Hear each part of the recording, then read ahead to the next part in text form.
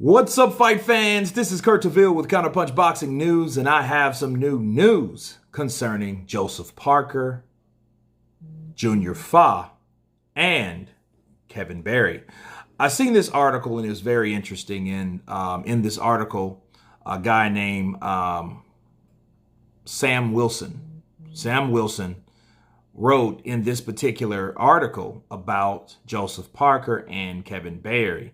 He said, Joseph Parker and Kevin Berry have enjoyed a successful partnership, but it might be time for Parker to make a change.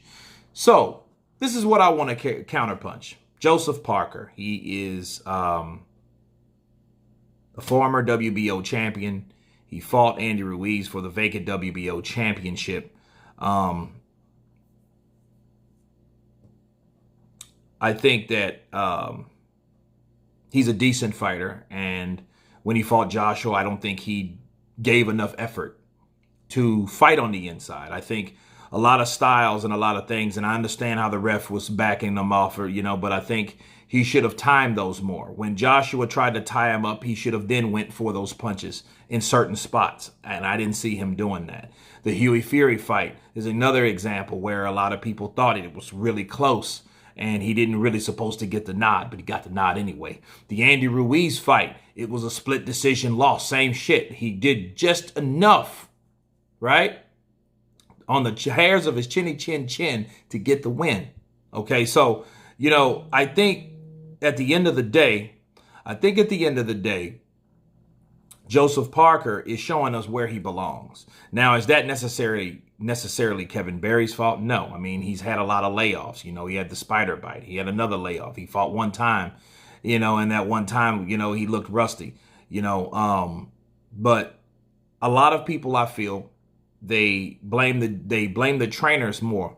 Now, are the trainers responsible for Joseph Parker's performance? That's the question.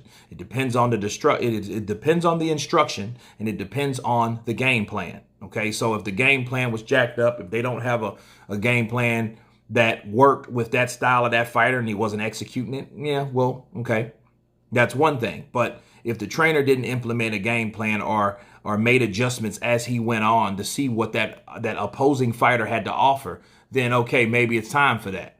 But you ask yourself, with the Ruiz, with the Huey Fury, with the Junior Fa, and a lot of people, including Lou DiBella, thought that Junior Fa did enough to at least get a draw. Okay, I can't speak on it because I haven't saw that fight yet.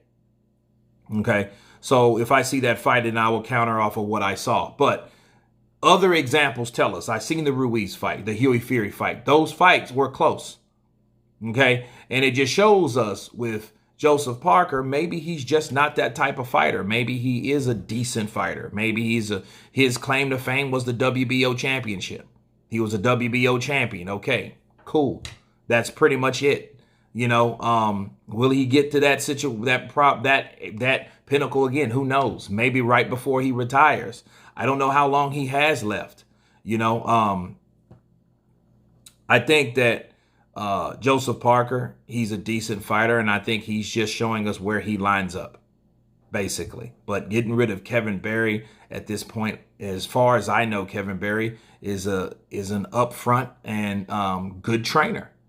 But again, it depends on what they're doing. Now, I know getting with a new trainer, showing you new dynamics, better perspectives, and a fresh mentality to open up and learn, that, you can't beat that a lot of times. You know what I'm saying? And I think that this would be a perfect opportunity, if he was going to do that, would be to try someone else out. Because a lot of fighters like to take a L first, then go. If you see there's problems or apparent problems in this, okay, well, you might want to start early. Warning comes before disaster, but here's the deal. If that's the case, his warning has came a long time ago, Joseph Parker. So if based on what this guy, Mr. Sam Wilson's talking about, he should have been left Kevin Berry, because he's had the same type of performances from the last I can remember.